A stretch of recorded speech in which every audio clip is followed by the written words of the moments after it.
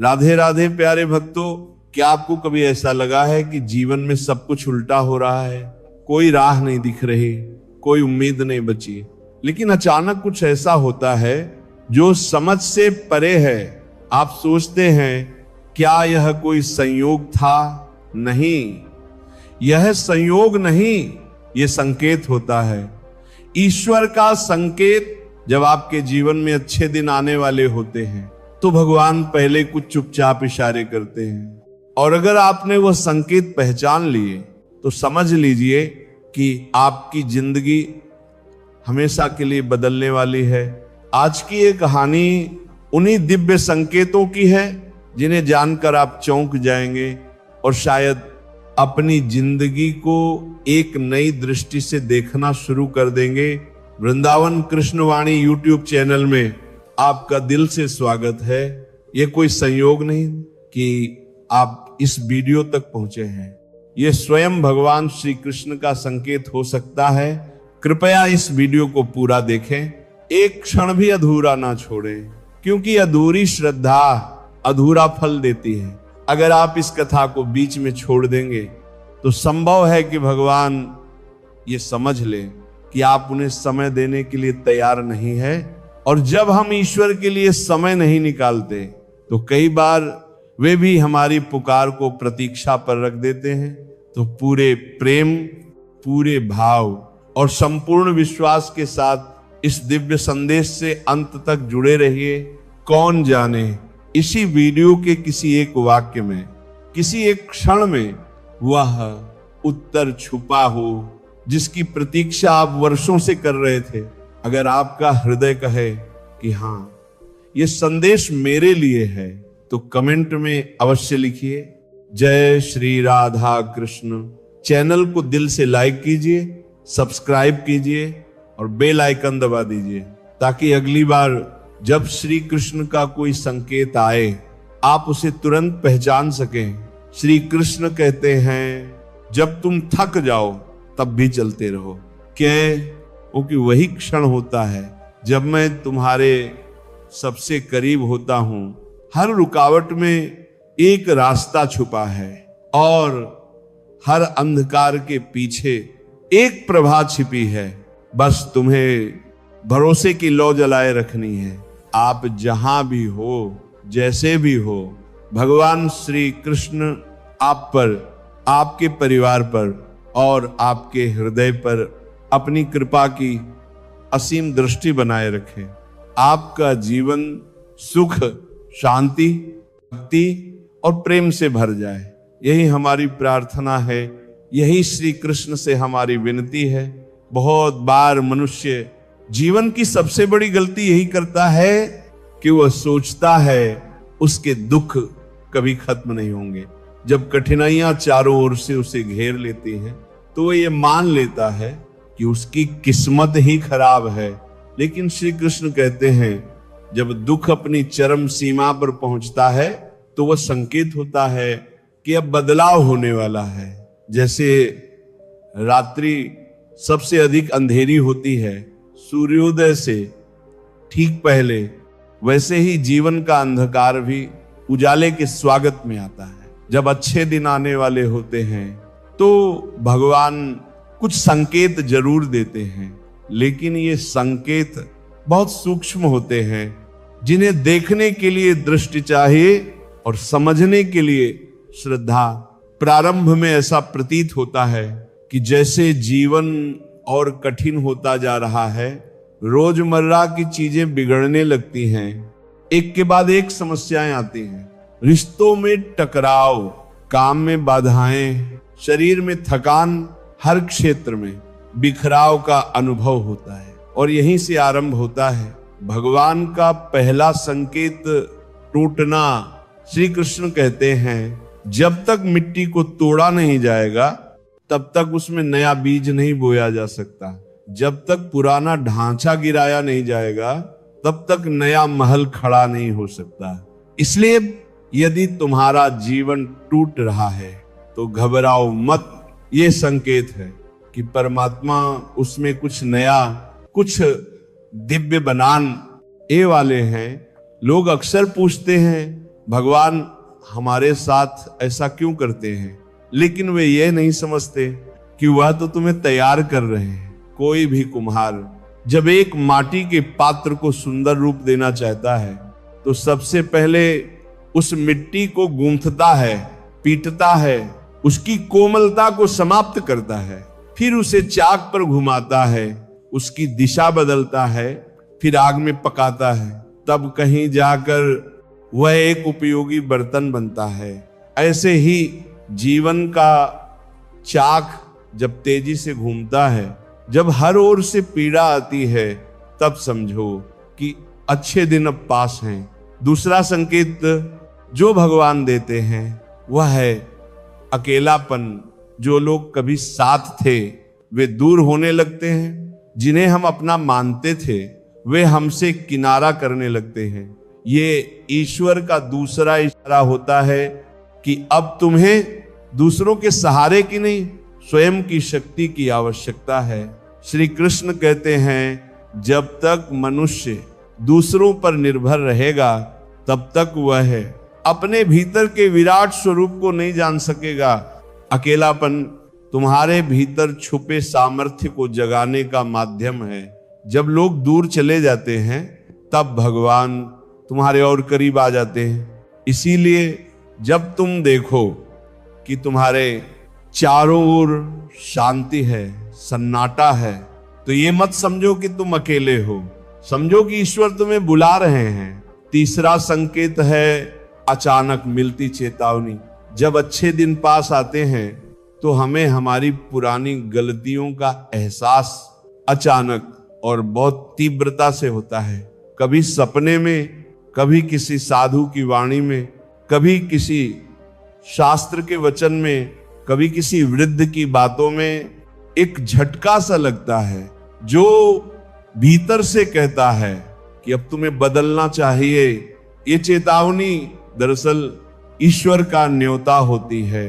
अपने आप को सुधारो क्योंकि तुम्हारा नया जीवन अब प्रारंभ होने वाला है।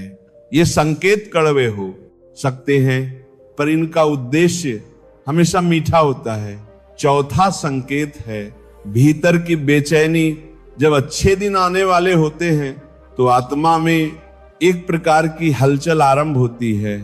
व्यक्ति को समझ नहीं आता कि वह अचानक इतना व्याकुल क्यों है, उसे किसी चीज की तलाश क्यों है, वह सब कुछ होते हुए भी अधूरा क्यों महसूस करता है। दरअसल ये उसकी आत्मा की पुकार होती है। अब जागो, अब समय है। श्री कृष्ण गीता में कहते हैं उदात्मानम नात्मानम अवसादयित, अर्थात स्वयं अपने को ऊपर उठाओ। जब आत्मा खुद तुम्हें झकझोरती है तब जान लो कि एक बड़ा परिवर्तन तुम्हारे द्वार पर खड़ा है।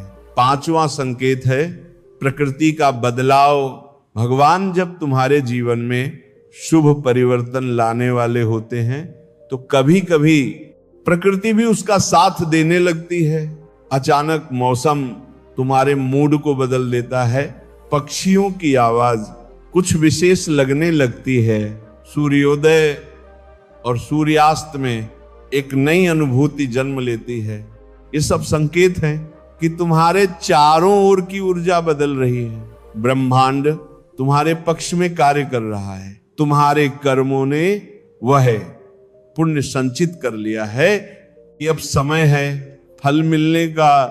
श्री कृष्ण कहते हैं जब अर्जुन को युद्ध के समय सबसे अधिक भ्रम हुआ, सबसे अधिक दुख हुआ, तभी मैंने गीता दी।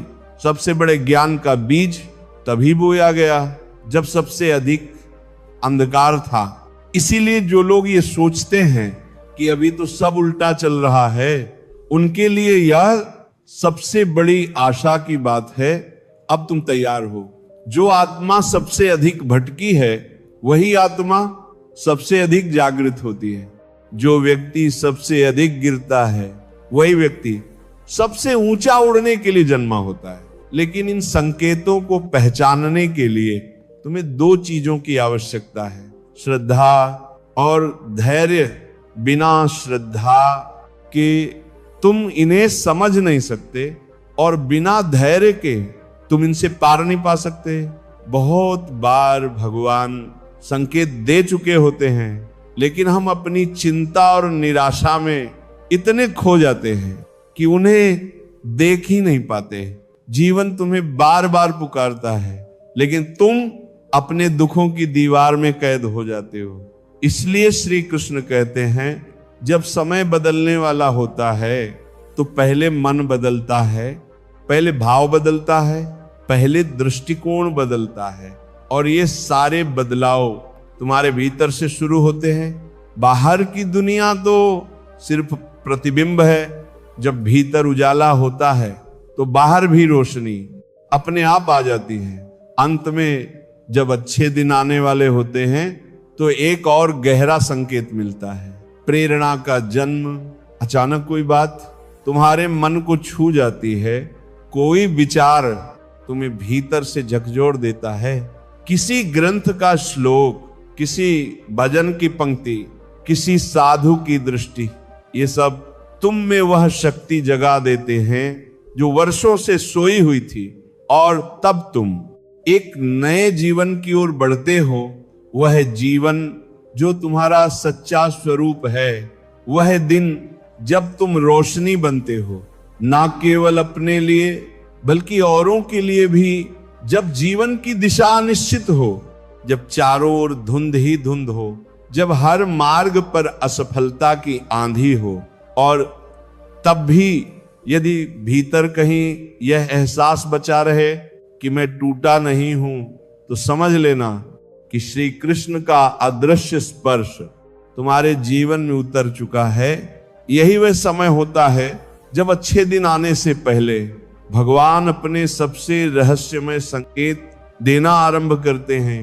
कई बार मनुष्य अपने जीवन की सबसे बड़ी समस्याओं को श्राप समझ बैठता है, लेकिन कृष्ण जानते हैं कि जो तुम पर बीत रहा है वह भविष्य के सुंदरतम अध्याय की भूमिका है। एक बीज के लिए मिट्टी के नीचे दबना, अंधेरे में रहना, टूटना और गलना यदि पीड़ा है, तो उसी पीड़ा में फूल बनने की तैयारी भी छिपी है। अब हम एक ऐसे समय की बात करेंगे जब एक सामान्य मानव, जिसने कभी ईश्वर से सीधे बात नहीं की थी, ना कोई चमत्कार देखा था, ना किसी दिव्य शक्ति को जाना था, उसे एक एक कर वे संकेत मिलने लगे जो उसके जीवन को पूर्ण रूप से परिवर्तित करने वाले थे। वृंदावन के समीप एक छोटा सा गांव था, नटेश्वर। वहां एक निर्धन लेकिन अत्यंत सजग हृदय का युवक रहता था। नाम था मनहर। मनहर ने अपने जीवन में बचपन से ही संघर्ष देखा था। पिता एक साधारण गाय चराने वाले थे और माता मंदिर में फूल चढ़ाने का कार्य करती थी। परिवार में कोई विशेष धार्मिकता नहीं थी, लेकिन मनहर के भीतर एक चुपचाप भावना पलती रही कि कोई शक्ति है जो उसे देख रही है। एक दिन जब वर्षा बहुत तेज हो रही थी और घर की छत टपक रही थी, मनहर ने अपने कोने में बैठकर कहा, हे प्रभु, क्या आप मेरे लिए कुछ भी नहीं कर सकते? उसके इस मासूम प्रश्न ने आकाश में एक लहर सी उठा दी। उसी रात उसने एक स्वप्न देखा। श्री कृष्ण ध्यान में बैठे हैं, कुछ नहीं बोलते, केवल उसकी ओर देख रहे हैं। उनकी दृष्टि में ना क्रोध था, ना मुस्कान, केवल प्रतीक्षा थी। वह उठ बैठा, हाफते हुए, पसीने से भीगा हुआ, और उस रात से उसके जीवन में छोटे छोटे संकेत आने लगे। पहला संकेत यह था कि गांव में जो लोग उसे तिरस्कार से देखते थे, अचानक वे उससे विनम्रता से बात करने लगे। उसका स्वभाव पहले ही शांत था, पर अब उसमें एक आत्मविश्वास आ गया जो उसने स्वयं भी महसूस नहीं किया। वह किसी को दोष नहीं देता था और ना ही स्वयं को कोसता। वह बस अपनी दिनचर्या में लगा रहा। सुबह गायों को चारा देना, दोपहर को मां की सहायता करना और रात्रि में चुपचाप बैठकर प्रभु का नाम लेना। एक इन गांव में एक वृद्ध ब्राह्मण आया जो वर्षों से तीर्थ यात्रा कर रहा था। उसने लोगों से केवल एक प्रश्न पूछा, क्या इस गांव में कोई ऐसा युवक है जो बिना किसी मांग के सेवा करता हो? लोगों ने मनहर का नाम लिया। ब्राह्मण ने उसके पास जाकर केवल एक बात कही, जो बिना मांगे देता है उसी को भगवान सब कुछ दे देते हैं, और वह चला गया। ये दूसरा संकेत था। मनहर को समझ में नहीं आया कि ये क्या था, लेकिन वह भीतर से हिला नहीं, बस थोड़ा अधिक निश्चिंत हो गया। तीसरे संकेत की शुरुआत तब हुई जब एक दिन गांव के मंदिर का मुख्य पुजारी बीमार पड़ गया। कोई तैयार नहीं था। उसकी जगह लेने के लिए गांव के प्रमुखों ने आपस में सलाह की और मनहर का नाम आया। बिना किसी विशेष शिक्षा के, केवल अपनी श्रद्धा और शुद्धता के कारण उसे मंदिर का अस्थाई सेवक बना दिया गया।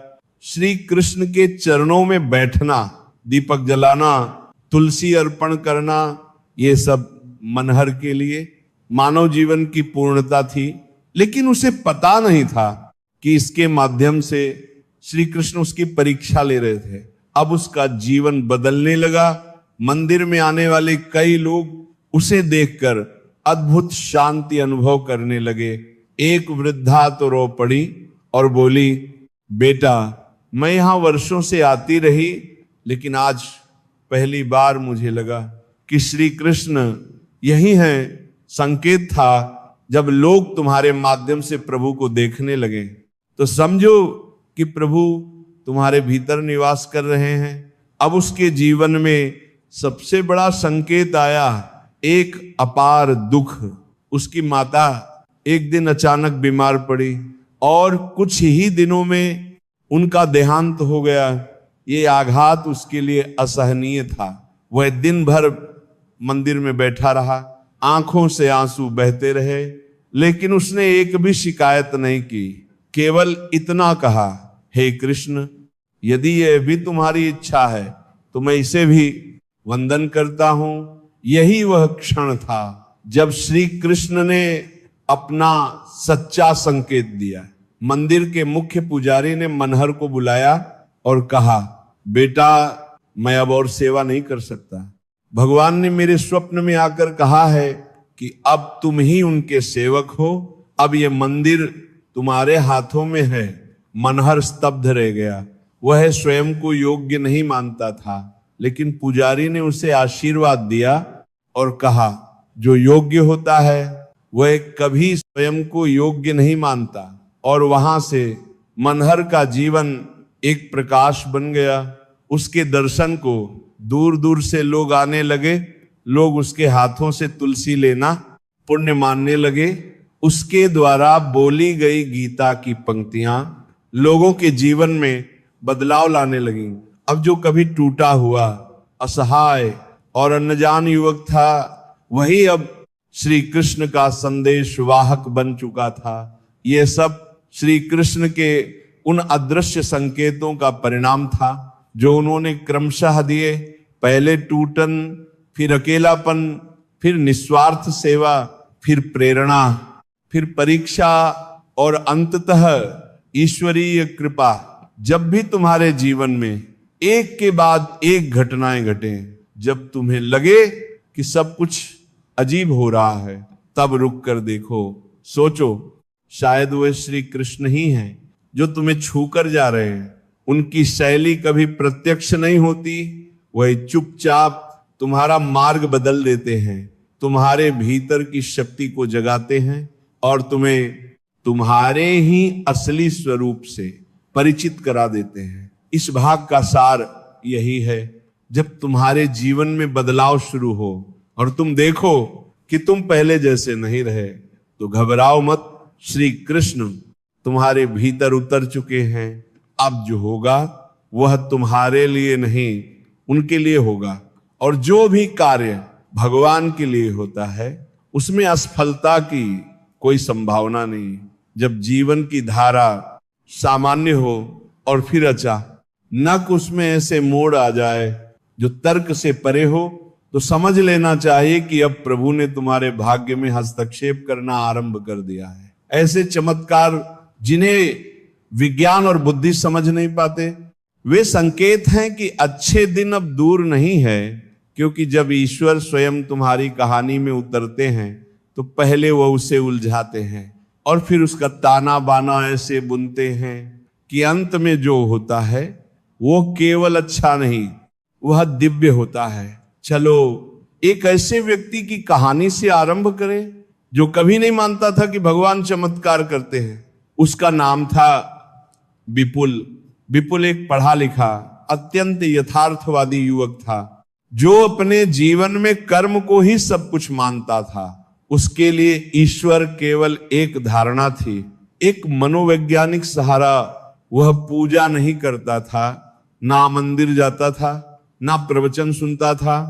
वो कहता था जो होगा मैं करूंगा, भगवान को बीच में लाने की कोई जरूरत नहीं है, लेकिन जीवन कब किसे क्या सिखा दे ये कोई नहीं जानता।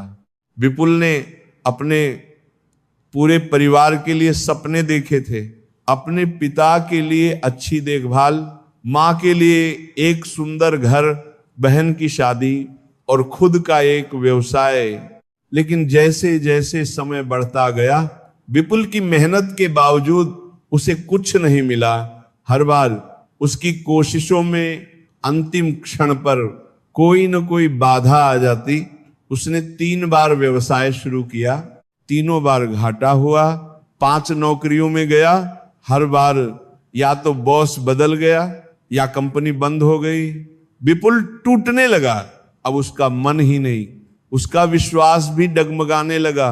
एक दिन वह अपने गांव लौटा, जहां बचपन में वह श्री कृष्ण के मंदिर के पास खेला करता था। वहां मंदिर अब खंडहर हो गया था, पुजारी वृद्ध हो चुके थे और मंदिर वीरान पड़ा था। उस रात विपुल मंदिर के प्रांगण में बैठ गया और पहली बार भगवान से बात की। उसने कहा, अगर आप सच में हो तो अब कुछ करके दिखाओ, नहीं तो मैं मान लूंगा कि आप केवल कहानियों में हैं। ये ना चुनौती थी ना प्रार्थना, ये एक थके हुए मन की अंतिम पुकार थी। अगले ही दिन मंदिर में एक वृद्ध महिला आई, जो वर्षों पहले गांव छोड़कर तीर्थ करने चली गई थी। वह आई और पुजारी से कहा, मैंने सपने में कृष्ण को देखा, वे बोले कि विपुल आएगा और अब यह मंदिर उसके हाथों से पुनः जागृत होगा। पुजारी मुस्कुराए और बोले, विपुल तो अभी कल ही आया है। वृद्धा ने कहा, फिर विलंब किस बात का है? विपुल को विश्वास ही नहीं हुआ कि कोई उसे जानता भी नहीं था, फिर भी उसका नाम लेकर कोई ऐसा निर्णय सुना रहा है। ये चमत्कार का पहला संकेत था। उसी दिन एक संत का आगमन हुआ।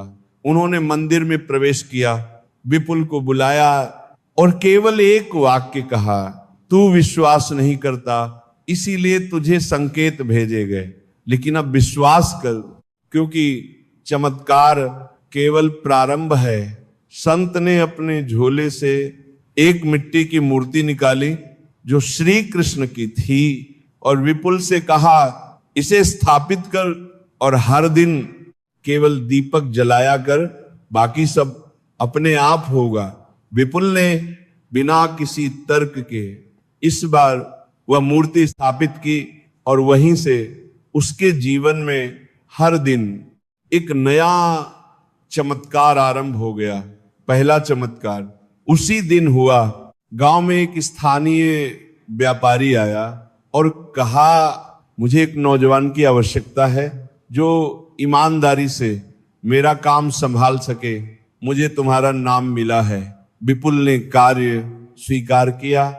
पहले सप्ताह में ही जो मुनाफा हुआ वह उससे पहले की उसकी 3 कोशिशों से अधिक था। दूसरा चमत्कार, उसकी बहन की शादी जो वर्षों से रुकी हुई थी, अचानक प्रस्ताव आया और वह भी एक अच्छे घर से। लोग कहते रहे ये कहीं से हुआ, लेकिन विपुल जान चुका था ये कोई और कर रहा है। तीसरा चमत्कार, वह मंदिर जिसे कोई देखने नहीं आता था, अब वहां रोज लोग आने लगे। कोई कहता रात को स्वप्न में कृष्ण ने बुलाया, कोई कहता अंदर आने से। जैसे मन शांत हो गया, विपुल हर दिन बस दीपक जलाता और मूर्ति के सामने बैठा रहता। उसके मन में अब कोई प्रश्न नहीं बचा था, केवल समर्पण था। श्री कृष्ण जब जीवन में चमत्कार भेजते हैं तो वह केवल हमारी परिस्थिति को नहीं बदलते, वह हमारी सोच को बदलते हैं। विपुल अब वह व्यक्ति नहीं रहा था जो कभी कहता था भगवान नहीं होते। अब वो कहता था भगवान हर जगह है, बस हम देख नहीं पाते। ये जीवन की वह गहराई है जहां संकेत केवल भावना नहीं रह जाते, वे दृश्य बन जाते हैं। श्री कृष्ण जब किसी भक्त को अपने आने वाले अच्छे समय की झलक देना चाहते हैं तो पहले उसके अहंकार को तोड़ते हैं, फिर उसकी आत्मा को खोलते हैं और फिर उसमें चमत्कारों की वर्षा करते हैं। इन चमत्कारों को पहचानने के लिए बाहरी आंखों की नहीं बल्कि अंतर्दृष्टि की आवश्यकता होती है। और ये अंतर्दृष्टि तब आती है जब हम प्रश्न करना बंद करके स्वीकार करना शुरू करते हैं। हर मनुष्य के जीवन में एक ऐसा क्षण आता है जब लगता है कि अब कुछ नहीं बचा, और वहीं से शुरू होता है नया जीवन। वहां से भगवान अपनी पहली सीढ़ी उतारते हैं। यदि वह सीढ़ी पकड़ ली जाए तो उस पर चलकर भक्त स्वर्ग नहीं बल्कि सत्य तक पहुंचता है। इस भाग्य का सार यही है, जब अच्छे दिन आने वाले होते हैं तो ईश्वर केवल भीतर नहीं बाहर भी संकेत भेजते हैं। वो स्वप्नों में आते हैं, अनजान लोगों की वाणी में बोलते हैं, अचानक घटनाओं को बदलते हैं और कभी कभी पूरे संसार की दिशा को मोड़ देते हैं, केवल तुम्हारे जीवन को संवारने के लिए। जब कोई अपने जीवन की घटनाओं पर ध्यान देता है तो वो देखता है कि कुछ समय ऐसा होता है जब कुछ भी नहीं होता, शांति, ठहराव, प्रतीक्षा। लेकिन फिर एक ऐसा समय आता है जब अचानक सब कुछ तेजी से बदलने लगता है। कुछ लोग दूर हो जाते हैं, कुछ नए लोग आ जाते हैं, पुरानी आदतें छूटने लगती हैं और हर ओर हलचल होने लगती है। उस समय सामान्य मनुष्य घबरा जाता है, लेकिन जो श्री कृष्ण को जानता है वह समझ जाता है ये संकेत है कि अब अच्छे दिन बस आने ही वाले हैं। ये वही समय होता है जब श्री कृष्ण समय की गति बढ़ा देते हैं, क्योंकि जब अच्छे दिन आते हैं तो केवल बाहरी संसार ही नहीं, भीतर की चेतना भी बदलने लगती है। इस भाग में हम उस अद्भुत युक्ति को समझने का प्रयास करेंगे जिससे श्री कृष्ण अपने भक्त के जीवन की दिशा को बदलते हैं। धीरे नहीं बल्कि बहुत तेज गति से। कहानी का प्रारंभ होता है प्रणव नाम के एक युवक से, जो एक पहाड़ी क्षेत्र में रहता था। वो एक साधारण शिक्षक था, अपने गांव के छोटे से विद्यालय में बच्चों को पढ़ाता था। उसका जीवन नियमित था, सुबह उठना, पूजा करना, स्कूल जाना, शाम को घर लौटना, फिर माता पिता के साथ भोजन कर चुपचाप सो जाना। प्रणव का एक सपना था, वो एक दिन एक बड़ा लेखक बनना चाहता था। एक ऐसा लेखक जिसके शब्दों में लोगों को ईश्वर का स्पर्श मिले। उसने कई बार प्रयास किया, कविताएं लिखी, कहानियां लिखी, परंतु कभी किसी प्रकाशक ने उसे गंभीरता से नहीं लिया। धीरे धीरे उसका विश्वास डगमगाने लगा, लेकिन एक चीज वो कभी नहीं भूला। अपने कमरे में रखी श्री कृष्ण की वह तस्वीर जिसे वह हर दिन प्रणाम करता था और कहता था, मुझे कुछ बड़ा नहीं चाहिए, बस मेरी लेखनी से किसी के आंसू पोंछे जा सके। वर्षों तक कुछ नहीं हुआ, फिर एक दिन सब कुछ बदलने लगा। बहुत तेजी से एक सुबह जब वो विद्यालय पहुंचा तो देखा कि विद्यालय का प्रबंधक आकर कह रहा है, सरकार इस स्कूल को बंद करने जा रही है, बच्चों की संख्या कम हो रही है और हमें उन्हें अन्य विद्यालयों में स्थानांतरित करना होगा। ये खबर सुनकर वह चौंक गया। जिस जीवन में स्थिरता थी वह अचानक डगमगाने लगा। उसी दिन जब वो घर लौटा तो एक संपादक का ईमेल मिला, आपकी एक पुरानी कहानी जो आपने कभी भेजी थी अब हमें मिली है, क्या आप इसे प्रकाशित करने की अनुमति देंगे? ये वही कहानी थी जिसे प्रणव ने 3 वर्ष पहले भेजा था और अब भूल चुका था। प्रणव भीतर से कांप गया। ये संयोग नहीं हो सकता। एक और नौकरी जा रही थी और दूसरी ओर लेखनी का द्वार खुल रहा था। वो समझ नहीं पा रहा था कि ये अच्छा है या बुरा। तीसरे दिन एक महिला आई जो एक प्रसिद्ध आध्यात्मिक संस्था की कार्यकर्ता थी। उसने प्रणव से कहा, हम आपके लेखन से बहुत प्रभावित हैं, क्या आप हमारे साथ यात्रा पर चल सकते हैं? हमें एक ऐसा लेखक चाहिए जो हिमालय के संतों की कहानियां लिख सके। अब तक 3 घटनाएं घट चुकी थी, नौकरी का अंत, लेखन का प्रारंभ और आध्यात्मिक बुलावा, और यह तीनों घटनाएं केवल 3 दिनों में घटित हुई थीं। प्रणव अब श्री कृष्ण की तस्वीर के सामने बैठ गया और चुपचाप बोला, क्या ये तुम्हारे संकेत हैं प्रभु? और उस रात उसे स्वप्न आया। श्री कृष्ण एक कमल पर बैठे हैं, मुस्कुरा रहे हैं और कहते हैं, जब अच्छे दिन आने वाले होते हैं तो पहले पुराने ढांचे तोड़े जाते हैं, समय की गति तेज कर दी जाती है ताकि तुम उस मार्ग पर जल्दी पहुंच सको जहां मैं तुम्हारा इंतजार कर रहा हूं। प्रणव की आंखें नम हो गई।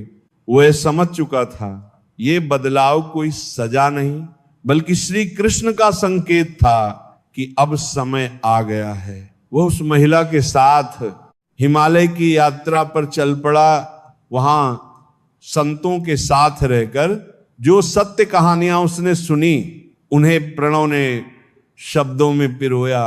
उसकी कहानियां अब आध्यात्मिक पत्रिकाओं में प्रकाशित होने लगी। लोग उसकी लेखनी से जुड़ने लगे।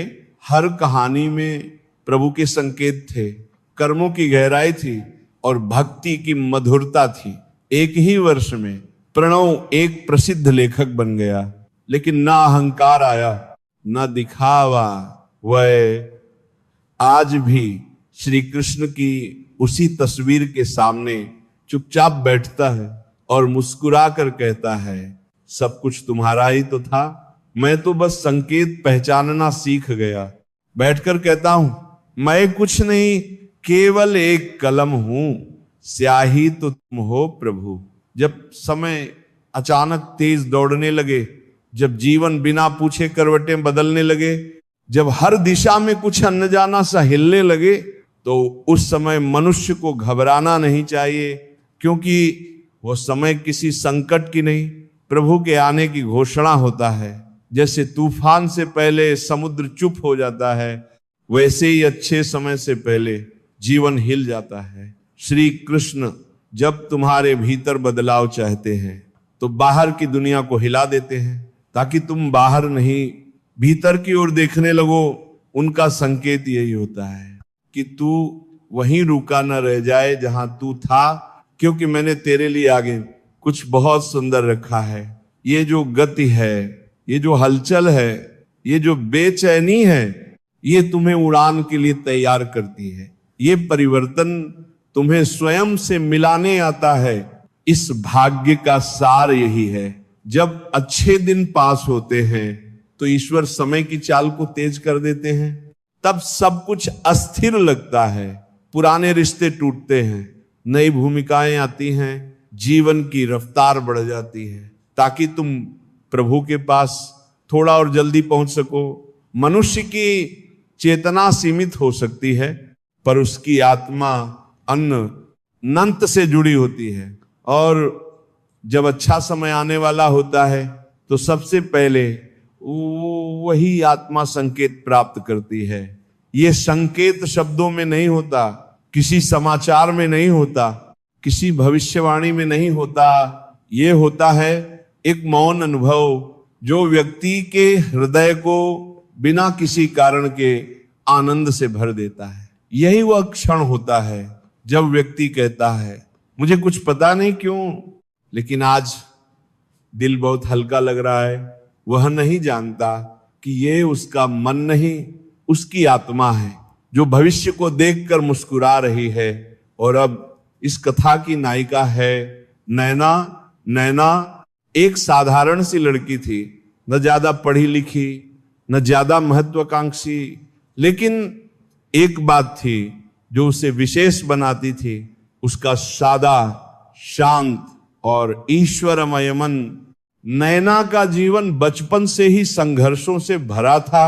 पिता का जल्दी निधन हो गया था, माँ सिलाई करके घर चलाती थी और नैना ने भी छोटी उम्र से काम करना शुरू कर दिया था।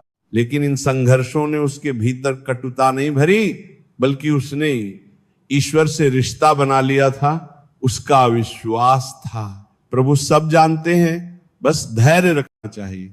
एक दिन की बात है, सुबह सुबह नैना का मन अत्यंत शांत और प्रसन्न था। उसने मां से कहा मुझे नहीं पता क्यों, पर आज भीतर से बहुत आनंद आ रहा है। मां मुस्कुराई और बोली जब आत्मा प्रसन्न हो तो समझो कुछ अच्छा आने वाला है। वास्तव में नैना की आत्मा पहले ही जान चुकी थी कि जीवन में अब एक नया अध्याय शुरू होने वाला है। और यही होता है वह संकेत जो प्रभु पहले अपने सच्चे भक्तों को देते हैं। नैना उस दिन मंदिर गई, वहां उसकी मुलाकात एक वृद्ध महिला से हुई। उन्होंने कहा बेटी मुझे नहीं पता क्यों, पर तुम्हारा चेहरा देखकर लगता है जैसे प्रभु ने तुम्हें किसी कार्य के लिए चुना है। नैना ने बस सिर उका लिया। अगले दिन एक फोन आया। एक स्थानीय एनजीओ ने कहा हम आपको एक छोटी सी लाइब्रेरी में सहायक की नौकरी देना चाहते हैं। वहां उसका काम था छोटे बच्चों को किताबें पढ़ाना, कहानियां सुनाना। नैना को पढ़ने पढ़ाने में पहले से ही रुचि थी और ये नौकरी मानो उसी के लिए बनी थी। वहीं उसने कुछ कहानियां खुद लिखनी शुरू की। ईश्वर पर, करुणा पर, माँ बेटी के रिश्ते पर, आत्मा और प्रेम पर। बच्चे उन्हें सुनकर मंत्रमुग्ध हो जाते।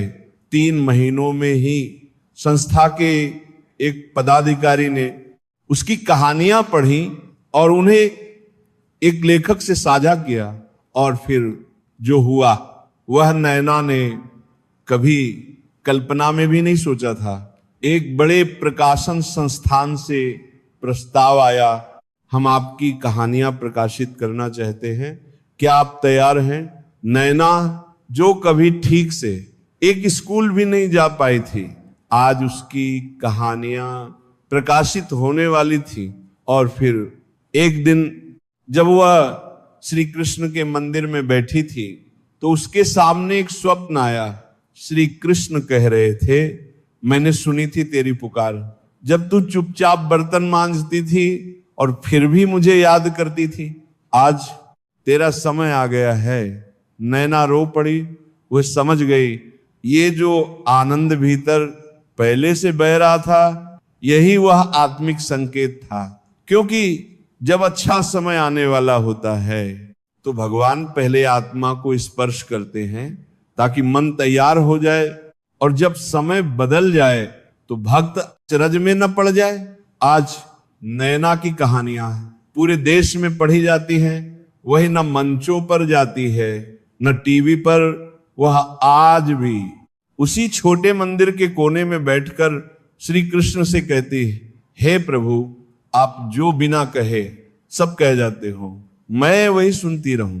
क्योंकि अच्छे दिन सिर्फ पैसे, प्रसिद्धि और सुविधा नहीं लाते, वे आत्मा की शांति भी ले पूर्णता लाते हैं। जब मनुष्य भीतर से जान जाता है कि मैं अब उस समय में हूं जहां प्रभु का हाथ मेरे सिर पर है, तब वही उसका सबसे बड़ा दिन होता है। इस भाग का सार यही है।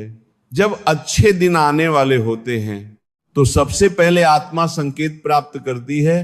व्यक्ति को अचानक लगने लगता है कि भीतर कुछ बदल रहा है, वह भावुक हो जाता है, प्रसन्न हो जाता है, या कई बार बिना कारण के रोने लगता है। ये रोना दुख का नहीं होता, बल्कि प्रभु के स्पर्श का होता है। श्री कृष्ण जब किसी को अच्छे समय की ओर ले जाते हैं तो पहले उसके हृदय में श्रद्धा और सुकून की एक बूंद टपकाते हैं, और वही बूंद धीरे धीरे सागर बन जाती है।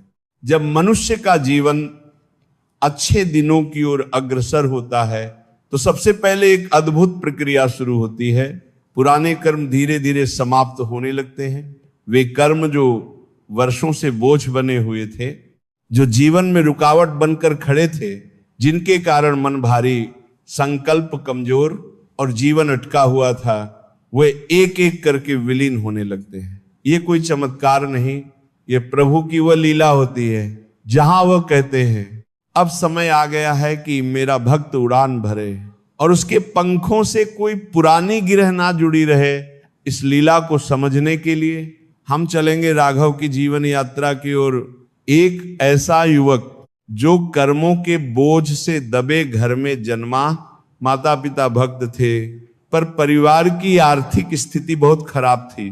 पढ़ाई में वो होशियार था, पर हर बार कोई न कोई ऐसी बाधा आ जाती कि उसका भविष्य रुक जाता है। एक बार जब उसका कॉलेज में दाखिला तय हो चुका था, तभी पिता की तबीयत बिगड़ गई, पढ़ाई छोड़कर उसे काम करना पड़ा। दूसरी बार जब उसने व्यापार शुरू किया, उसी महीने उसकी दुकान में चोरी हो गई। तीसरी बार जब नौकरी लगी तो कंपनी 3 महीनों में बंद हो गई। राघव सोचता, क्या मेरे आगे में कुछ भी अच्छा नहीं, पर उसके मन में एक विश्वास था, श्री कृष्ण सब देख रहे हैं। वह रोज एक मंदिर जाता, चुपचाप घंटों बैठा रहता। एक दिन उसने पुजारी से पूछा, क्या भगवान मुझे भूल गए हैं? पुजारी मुस्कुराए और बोले, भगवान कभी किसी को नहीं भूलते, वे सिर्फ तुम्हारे रास्ते से बाधाएं हटा रहे। राघव ने वो बात तो सुन ली पर समझ नहीं पाया, और फिर कुछ ही महीनों में जो हुआ उसने राघव के जीवन को बदल दिया। एक सुबह राघव मंदिर में बैठा था। वह अब किसी भी उम्मीद से खाली हो चुका था। ना कोई योजना थी, ना कोई शिकायत, बस एक मौन समर्पण था। उसी समय एक वृद्ध व्यक्ति मंदिर आया और पास आकर बैठ गया। उन्होंने राघव से पूछा, तुम बहुत शांत हो, क्या करते हो? राघव ने कहा, कुछ नहीं, जीवन में बहुत बार प्रयास किया पर सब अधूरा रह गया। वृद्ध ने उसकी आंखों में देखा और बोले, क्या तुम मेरे साथ चल सकते हो? मुझे एक ऐसे व्यक्ति की तलाश थी जो सब कुछ खोकर भी विश्वास ना खोया हो। राघव चौंका, पर उनकी आंखों की शांति देखकर बोला, हाँ, चल सकता हूं। वृद्ध व्यक्ति एक बड़े आध्यात्मिक आश्रम के निर्देशक थे और उन्हें एक ऐसा युवक चाहिए था जो सेवा भाव से काम कर सके। उन्होंने राघव को अपने साथ रखा, उसे आश्रम के कामों में लगाया, उसे संतों के सत्संग में बैठने दिया। 6 महीने में ही राघव का जीवन बदल गया। उसका चेहरा पहले से शांत, उसकी वाणी मधुर, उसकी दृष्टि में गहराई आ गई। फिर एक दिन आश्रम में एक आयोजन था, एक महान संत का प्रवचन, जिसमें हजारों लोग आए थे। प्रवचन के बाद अचानक माइक खराब हो गया और आयोजक घबरा गए। तब वृद्ध महात्मा ने कहा, राघव, तुम जाओ और सबको प्रभु के नाम से कुछ सुना दो। राघव ने कुछ नहीं सोचा, बस गया और जो श्री कृष्ण के मंदिर में बैठ बैठकर उसने भीतर महसूस किया था वही सुनाने लगा। उसकी वाणी में करुणा थी, शब्दों में सच्चाई और आवाज में कृष्ण का नाम। हजारों लोग मौन सुनते रहे। उसी दिन एक बड़े आध्यात्मिक चैनल ने उसे आमंत्रित किया, आप हमारे साथ जुड़िए, हम चाहते हैं कि आप हर सप्ताह प्रभु के नाम पर बोले। राघव का जीवन उस क्षण से बदल गया। लेकिन सबसे अद्भुत बात यह थी कि इस बदलाव से पहले ही उसके जीवन की सारी पुरानी समस्याएं, कर्ज, मुकदमे रिश्तेदारों की दुश्मनी, मन की अशांति सब धीरे धीरे ऐसे समाप्त होने लगी जैसे पतझड़ में पत्ते झड़ते हैं। वह सोचता मैंने तो कुछ किया ही नहीं, सब खुद ब खुद होता गया। और तब उसे पुजारी की बात याद आई, भगवान तुम्हारे रास्ते की बाधाएं हटा रहे हैं। अब राघव समझ चुका था जब अच्छे दिन आने वाले होते हैं तो पहले प्रभु तुम्हारे पुराने अधूरे कर्मों को धीरे धीरे समाप्त करते हैं। उन कर्मों को जो तुम्हारी उड़ान में अड़चन बनते हैं, उन रिश्तों को जो अब साथ नहीं देने चाहिए, और उन आदतों को जो आत्मा को जंजीर में बांधे हुए थी, कर आते हैं